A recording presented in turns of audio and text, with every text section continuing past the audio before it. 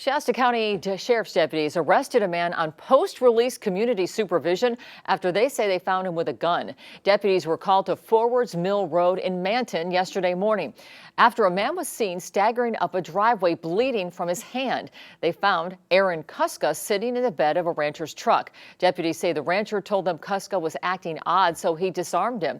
Kuska told deputies he believed people were chasing him through the woods and he cut his hand when he dropped his knife.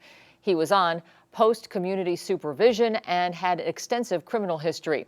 He was arrested on several charges, including being a felon in possession of a gun and ammunition.